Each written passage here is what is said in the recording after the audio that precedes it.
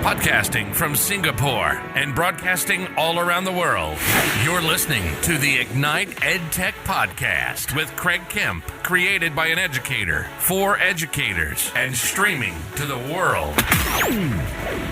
Now, over to your host, Craig Kemp. Hello and welcome to episode 76 of the Ignite EdTech Podcast. I'm your host, Craig Kemp, and I'm thrilled to have your support. As most of you know, I continue to work with the incredibly talented Mark Quinn to improve the final audio quality of this podcast. He has his own podcast production studio that provides editing and mastering services to content creators. To connect with Mark, please see the details in the podcast notes below. This is the last episode for 2021. Thank you for your ongoing support and positive feedback about the Ignite EdTech podcast. I'm thrilled to be a voice to support many of you in your growth and development in the EdTech space. We'll be back again at the end of January and excited to bring you more learning to support your growth. Stay tuned to the end of this episode where I share a little bit more about our journey in 2021. Enjoy the last episode of the year. Last week, I asked you about the creation-based tools that you use to increase creativity amongst learners in your school. Check out the social streams for more. This week, I wanted to ask about the things you're doing this holiday season to rest and rejuvenate as we build towards 2022. Please share with me via our Ignite EdTech social streams. I look forward to hearing your responses soon. A tool that has positively impacted the authentic and purposeful use of technology into classrooms and meeting rooms that I have worked in is Creatability by Google. I got excited when I discovered this, as I'm a huge fan of creation over consumption, especially when it comes to the way we use technology in our classrooms. Creatability is a set of experiments made in collaboration with creators and allies in the accessibility community. They explore how creative tools, drawing, music, and more can be made more accessible using web and artificial intelligence technology. They're just a start, and they're sharing open source code and tutorials for others to make their own projects too. The ability to learn and grow with other creators in this space and even suggest things that you are thinking is exciting. Whether you're a teacher, a student, a researcher, or an artist, you can use these experiments in all kinds of ways. The experiments explore a diverse set of inputs from mouse, keyboard, body, wrist, nose, or voice. You can make music by moving your face, drawing using sight or sound, and experience music visually, plus so much more. This sort of project excites me because the opportunities and possibilities are endless. So jump in, explore, and even start creating today. I highly recommend that you take a look at the link in the description below. Last week, we talked about creation-based tools. If you're interested in learning more, go back and listen to last week's episode. This week, I wanted to talk about my top 5 takeaways and tools from 2021 and what to look out for and focus on in 2022. 2021 has been a challenging year for many of us, and educators have done an incredible job at being resilient and leaders for the people around them. I'm constantly inspired by the work that teachers and leaders are doing in the classrooms and schools to support and drive learning and move things forward in a positive way. Here are my lists for 2021. Enjoy. My top 5 takeaways for 2021 are: Number 1, educators are resilient. The last 2 years have been incredibly challenging for everyone. No one deserves a shout out more than you. The educators on the front line trying to make things as normal as possible in a time that's so unknown and uncontrollable. The resilience shown by educators to not just keep going, but to drive new innovations and opportunities to continue to drive innovation and inspiration is impressive. Resilience is going to remain an important characteristic and skill for educators and learners as we begin 2022. Number 2, tech can and will improve our efficiency, engagement, and access to information. We've all used new tools and experienced new things throughout 2021. We've learned what works and what doesn't work in our context and for our learners, with each of us learning and leading in very unique ways. The focus now is on professional learning, human resource development, and the engagement of tools and resources to add value to learning as we refine our tech stack to best support learning in our schools. Number 3, how we learn has and is changing for the better. We've learned that learning doesn't always have to happen face-to-face. It can happen in many different ways. Learning can be hybrid, and this has been successful in most contexts. We can save significant amount of money and time by finding online options for learning to engage with and supplementing this with face-to-face and in-person opportunities to connect and collaborate.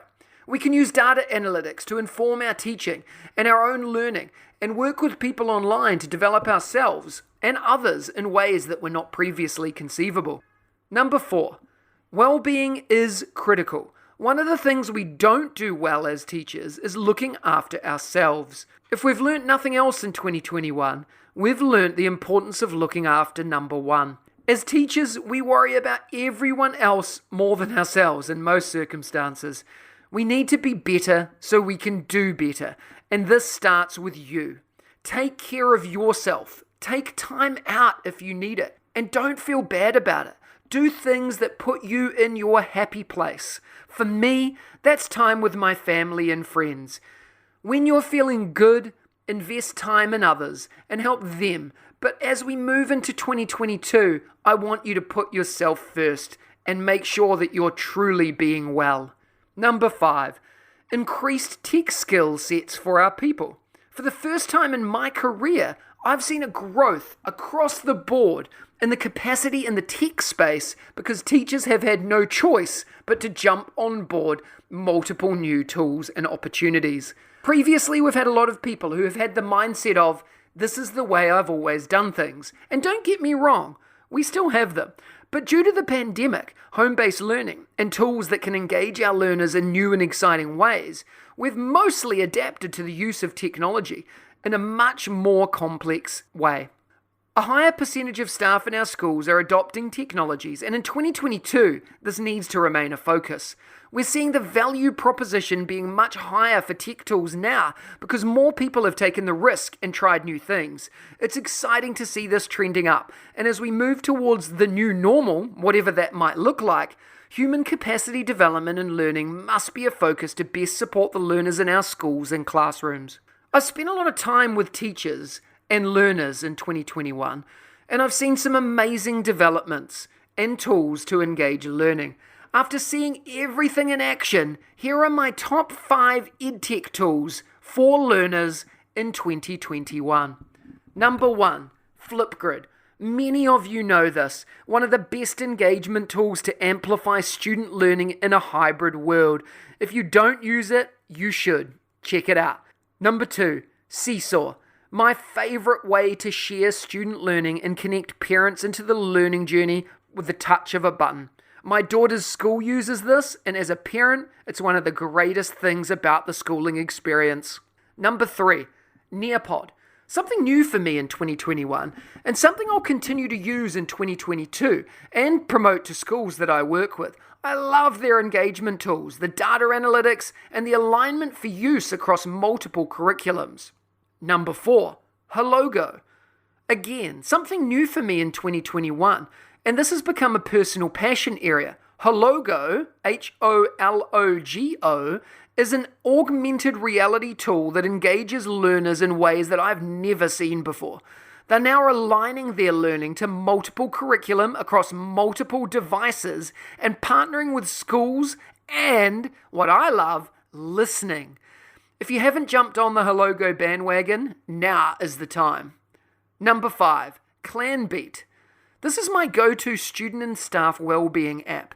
Developed in Estonia and being used in schools all over the world, ClanBeat are listening to schools in their growth and development. If you're looking for a tool to support learning and well-being, then ClanBeat is the one you want to be jumping on. All of the links to the tools I've shared above are in the podcast notes below. Definitely go and check them out. My top 5 things to look out for and focus on in 2022 and my last list of today's podcast are: Number 1, AR, VR, and MR, Augmented, virtual, and mixed reality will be the new normal as companies such as Hologo, mentioned above, start to develop more inclusive, engaging offerings that are well priced and integrate seamlessly into the work we do in classrooms, and most importantly, add significant value to the learning experience. I am super excited to see where this tech goes in 2022. Number 2, hybrid learning. Not something new, but something that's here to stay as we see countries like the United Arab Emirates and companies all over the world adapting to be more flexible around the time and energy you spend in your time at work. It positively benefits work-life balance. A big part of this, of course, is hybrid learning and developing ways to use technology to add value to the experience virtually and in person. I hope more schools utilize hybrid learning in 2022 and beyond.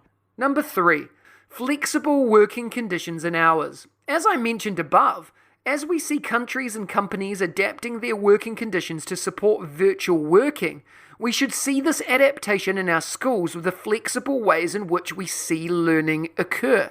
I look forward to seeing future-thinking schools adapting schedules to best suit learners and teachers in the way they do things best.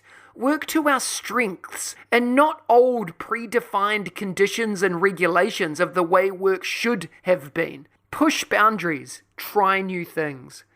Number 4, continue to build on the capacity of our people when it comes to the use of technology. As I mentioned earlier, human resources are the most important resources in any innovative learning environment. The time spent professionally developing our people by accessing the world's best leaders of learning and co-creating learning internally to develop culture and competency is critical. We need to continue to jump on the ability for our teachers to have greater confidence in the way they use technology and continue to enable them with time and opportunity to learn, develop, and grow. And number 5, the metaverse.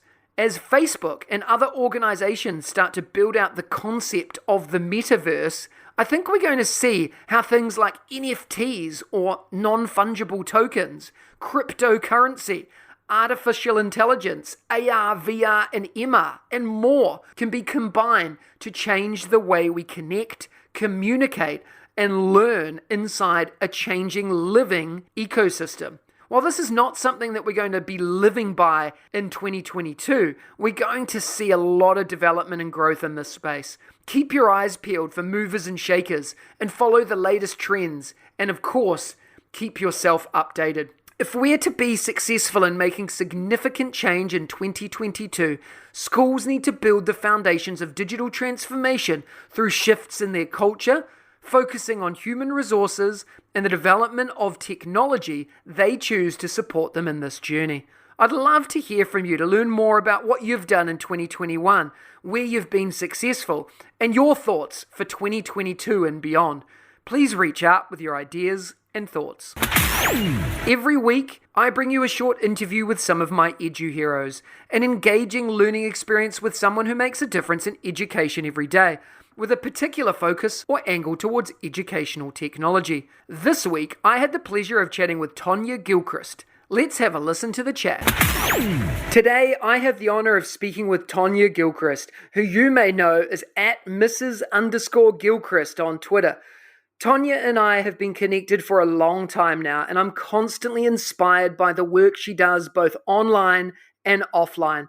Tonya is an international learning strategist who specializes in helping schools around the world amplify inquiry and honor agency for deep learning and transfer across languages, literacies, and disciplines. She's now based in Albania and has previously enjoyed many years as an educator, instructional coach, and curriculum specialist. Tonya, it's a pleasure to have you on the show today. Are you ready to talk about education and technology integration?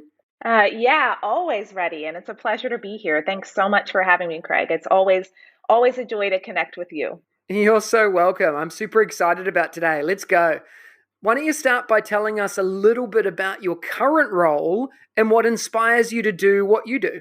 Yeah, for sure. So my current role is as an international learning strategist is one way I like to think about it. Others might call it being an educational consultant or even staff developer.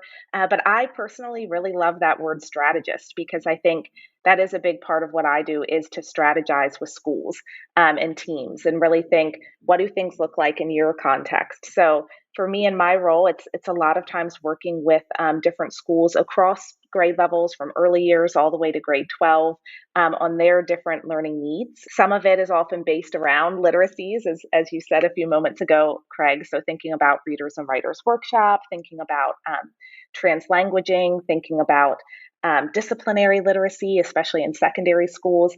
But then also, I do a lot of work with all things inquiry based, concept driven learning, thinking a lot about learner agency. Especially these days, a lot of my projects this school year with schools have been around how do we really empower and support students with that voice, choice, and ownership, and all that we do, from daily learning to like larger assessment, but kind of thinking across our programs with agency in mind. So lots of exciting work, and I see it as really being a strategist with each school. So how do we partner together and collaborate some things that didn't exist before that are really made just for you and your mission, your vision, your values, that kind of thing. So that's the kind of work I'm doing with schools. And then, of course, as with everyone around the world, I think it's looked a lot of different ways because of the pandemic. So pre-pandemic, I was flying all around the world, on the ground, on site. And those visits are now starting to come back as we kind of find some more ways to be in person again, which is really exciting for me. So when I'm in person, I get to go in classrooms. We have learning lab sites so that teachers and learning leaders as well can see theory put into practice. Like it's one thing to talk about translanguaging or one thing to talk about conferring inside Readers Workshop or whatever, but it's another thing to actually see it happening with your students at your school. So that's a big, beautiful part of the in-person work, as well as just the joy of connecting in person, which I know a lot of us missed and are excited to have back. So more of those visits are starting soon. I just booked flights just yesterday for Finland. I'll be working with IS Helsinki, just a wonderful team there. Some more on-sites are coming back in the mix, but most of my work this past, I guess, 18 months plus has been through Zoom, as many people I'm sure listening are familiar with. We've been doing online workshops with teams. So then I'm still working with schools, but all through Zoom workshop sessions. And that's had its pros and cons too. Like definitely it's been beautiful to see the power of online learning. And so I'm so excited. I know we'll talk a bit later about the wonderful work you're doing with EduSpark, because I think there's so much we can do online. And I know you're always thinking about ed tech as well. I can say for me, it was a beautiful lesson of, wow, there's so much possible with online learning. And I think the pandemic honestly pushed me to have to learn that, and seeing just the beautiful types of things we can do in Zoom and that they can be like studied across time. So instead of me just coming to a school for a week, now we can meet once a week, perhaps, with your grade 5 team or what have you, and really see that transfer learning, which is so important, and for teachers to be able to go off and try things and then bring their questions back and bring their wonderings back. And then we build on those. So I think what I'm most excited about is seeing kind of where hybrid goes next. With a lot of schools I'm talking with now for the second semester, some plans we have in mind are hybrid, where we do like some online learning first to lay some groundwork, and then I come in person to put it into action in their classrooms. So yeah, lots of exciting stuff and lots of possibilities. Yeah, I'm super excited about this next journey for you as well. I love the phrase, that the whole idea of being an international learning strategist, because it's exciting. And I've seen your work firsthand and how beneficial that's been for schools that I've seen you work with as well. I'd love to learn a little bit more about that role, particularly for the people that are listening here today, maybe thinking of jumping into this sort of space in the future, or thinking about how they can bring someone like you into their school to help support that change process. Tell us a little bit about the highs and lows of the job, and talk us through a typical day in your role and the impact that you make. Oh, yeah. Well, first of all, thanks so much for your beautiful compliments about my work. That means the world to me. I definitely feel like it's a gift to be able to serve and to help schools in the way that I get to do. So I'd say that's definitely one of the big highs, is knowing I get to serve, I get to help, I get to make an impact and make a difference. To me, it's hard to find anything more fulfilling than that. So that's definitely the high, is each time after I've worked with a group, whether it's in person or online, when you get that feedback of how much it's helped them, or how, especially from teachers with the whirlwind that we're often in, I think, especially during the times we've been living in most recently, like to hear people being like, oh, you've made this like so practical and so helpful, and I have things I can do like tomorrow to help me with this, is definitely the high and is really fulfilling. And so that kind of goes with, again, I guess the question around like a day in the life. It kind of depends on whether I'm on site, when I am able to be in person, and more of that is happening now versus when I'm online. So when I'm on site, it often looks like 3 to 5 days at a school, and I, fly in, I'm there on the ground, I'm there with them the whole school day, and I'm often doing a variety of things. Some whole staff sessions, so we can come together as a cohesive team around some big ideas, sort of what's our through thread as a school. So maybe we are thinking about concept driven learning and what that looks like across the disciplines. And we have some whole school time or whole program time together. And then much of my time on site would be going into classrooms and actually demoing, model teaching what that would look like. So what does it look like to give a mini lesson that's concept driven? What does it look like to confer in ways that are agency rich and inquiry rich? And teachers get to see that in action. And then often we'd have a second lab site where then teachers get to try it, and I'm there to coach in. So a part of my role as a strategist is also coaching in too, like helping them as they try out these new pedagogies and practices. And then sometimes with that on-site work, I also get the chance to do parent workshops and things like that, which are always a lot of fun and really meaningful too, to help bring all community members, into the space and the larger, like, again, that larger thread through of what we've been thinking about as a community. So what I'm working on with schools is usually always different. It's always tailored to their specific needs, but that's kind of what some on-site time would look like, a mixture of sessions together, whether it's whole program or grade level teams, and then a lot of practical hands-on living it in the classroom with kids. But then online, it's been totally different. So online was quite a shift, where then I'm often working with multiple schools in one day, because we found, as many listeners out there I'm sure are aware, like it's not apples to apples when it comes to kind of our our brains and our energy. There's so much power online, but like screen fatigue can be a thing at times. So usually those sessions are capped at maybe like 90 minutes, 60 to 90 minutes. Interactive, definitely all of my sessions, whether in person or online, I always work to make it interactive. I think that's hugely important. So it might be working with, like, let's say grades 3 to 5 teams, and we're digging into like inquiry rich mini lessons or what have you, and they get a session around that. And then they go off and try out the moves that we talked about for 2 weeks. And then we come back together and have another 90-minute session where we build on those ideas and weave in their questions and go deeper. In that case, I might be talking with, a school in Singapore in the morning, and then a school in Germany in the afternoon. I might be in 2 different places, in a day. But all of it is just about really helping support teachers and schools and growing in their learning across literacy, inquiry, agency. You touched on earlier, Tonya, about EduSpark and the work we're doing and the engagements we're bringing to schools and educators all over the world, and absolutely thrilled to be working with you as a creator at eduspark.world as well. I'd love for you to share with the listeners today a little bit about the work that you're building in here. Why should people jump on board? What are they going to gain from learning with you inside EduSpark? Yeah, well, first of all, I just love that you're putting this out there into the world, Craig, truly. So I'm excited too. I think the work that you're building through EduSpark is so needed, and I love everything about it. I love that Spark, I'm a literacy person, so words matter to me, with like strategist, choosing that instead of like developer, for example, like for myself. And so I feel like with you with EduSpark, like the fact that Spark is in that name, the fact that we're course creators, that idea of creating, I think all of it's just really beautiful and powerful. So I'm excited to be a part of it.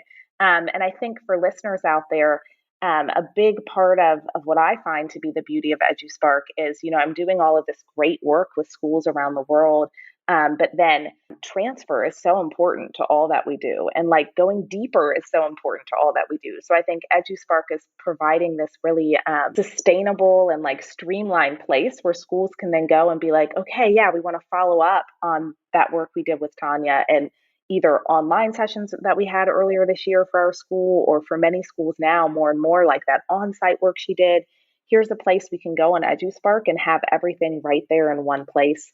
Resources, follow up different types of courses. Like maybe I did some work with their school on like inquiry rich balanced literacy, but then they want to follow up specifically on small group work, or specifically on approaching their units in a concept driven way, or whatever. We'll have coursework there in those veins that they can go deeper into. So for me, I think the exciting parts are being able to go deeper, being able to have that lasting transfer. It's like right at your fingertips. And I think you all are making it so easy as well, so accessible, and like all right there in one place for schools, which is really exciting. Yeah, thanks. I appreciate that, Tanya. Super excited to see your programs continue to pop up.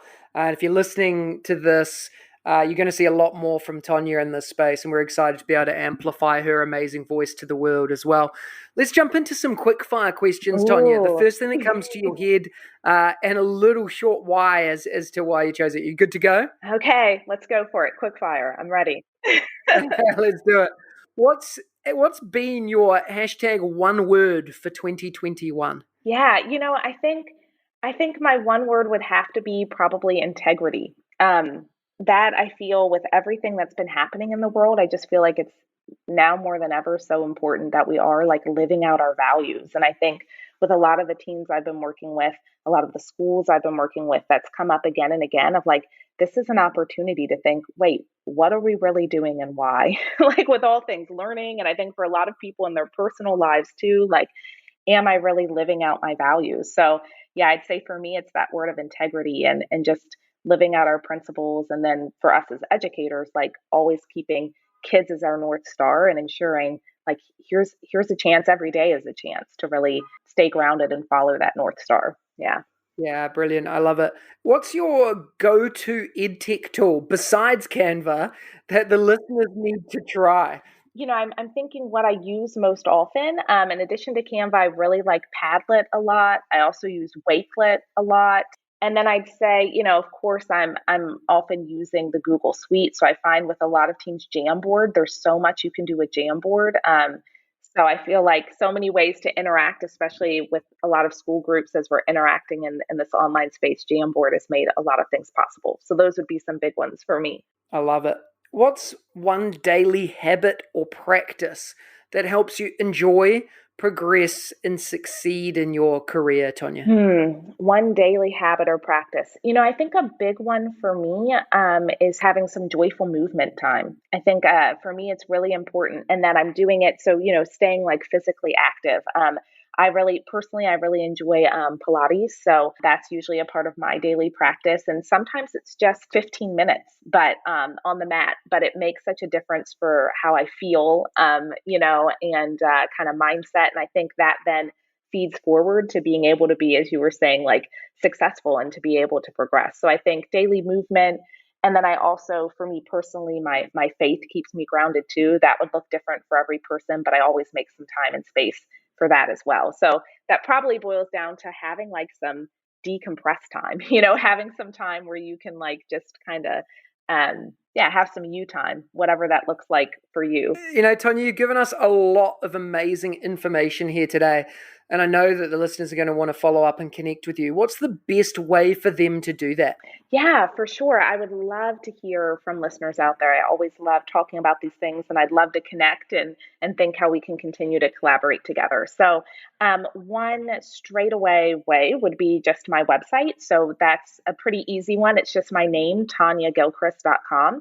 So they can go there to check out. I have some free resources there. I have lots of blog post articles and podcasts as well. And then, of course, some ways to then reach out if they wanted to do on-site or online work together. And then you mentioned at the start, Craig, I'm pretty active on Twitter. I really enjoy Twitter and connecting on Twitter. So I also have my Twitter handle, which is at Mrs._Gilchrist. And that's a great way to connect and to follow one another. And then finally, I do have a Facebook group as well where a lot of us connect. That's a nice way to be able to chat together. So all these schools I'm working with across the different school groups, you can go to the Facebook group and ask questions, share resources. Again, coming back to that collaboration piece, it's a great space to collaborate. And so for that, it's just facebook.com/groups/Tanya Gilchrist. And so even if you just search my name on Facebook for groups, it should pop up for you. Yeah, so I would say those are the biggest ways. And I'd love to hear from anyone out there who's listening. I always love to chat and collaborate. Awesome. We'll make sure the links to those are in the podcast notes as well, Tanya. Thank you so much for your time today and for being inspirational as always. Oh, no, thank you. The pleasure's all mine. Thank you for creating this space where we all can share. I think it's so important and so valuable. So it's been my absolute pleasure. One of the things I love doing is giving away prizes as a thank you for tuning in, listening, and hopefully following the Ignite EdTech podcast. Last week, I gave away a seat in the EduSpark professional learning platform, valued at $200. To win, you need to complete the form at bit.ly/edtechwin. The winner has already been contacted directly by me, and it is Takashi Shimamura. Congratulations, Takashi. This week, I'm giving away another seat in the EduSpark professional learning platform for you to explore eduspark.world at your whim over this holiday season. To win this prize, you need to go to bit.ly/edtechwin and complete the simple form. It'll take you less than a minute to do. The link is in the description below. Competition closes on Wednesday the 15th of December, and the winner will be contacted directly by me. Good luck. And with that, we end the 2021 season of Ignite EdTech podcast. 43 episodes in 2021, chatting to educators and leaders from 18 different countries and from every walk of life. Here is 2021 in numbers for the Ignite EdTech podcast. 2021 has seen us clock over more than 18,000 downloads, with listeners from 31 different countries, with the most popular countries by listenership being USA, Australia, the UK, and Hong Kong. Listeners tune in on more than 9 different podcast channels and apps on a multitude of devices, with the most popular being the iPhone. Thank you for your engagement, your positivity, and your interaction. I appreciate your support. We'll be taking a little break and we'll be back in late January for another season of the Ignite EdTech podcast. If you have ideas on what you want to hear on the podcast, please don't hesitate to let me know. Stay tuned by following EduSpark for exciting new developments, and I look forward to sharing more with you on your podcast channel of choice soon. Take care, stay safe, and for those of you celebrating the festivities, enjoy time out with your family and friends. If you enjoyed today's episode, please smash that follow button and share it with your colleagues, friends, and families. Please remember to spend 2 minutes to rate this podcast too, so we can reach even more people and EdTech enthusiasts globally. Please share your favorite part of today's episode by tagging us on Twitter, Facebook, Instagram, or LinkedIn, and don't hesitate to ask me questions that I can answer in an upcoming episode. Remember, you have the chance to win as well. Check out the links in the description for more, and I'll see you again next week. If you liked today's episode, please don't forget to subscribe so you don't miss another episode. And be in the drawing to win prizes every week. If you know others that would enjoy the show, please hit that share button and brighten their day. Join us again next week for your weekly EdTech hit with @MrKempNZ. We'll see you again soon.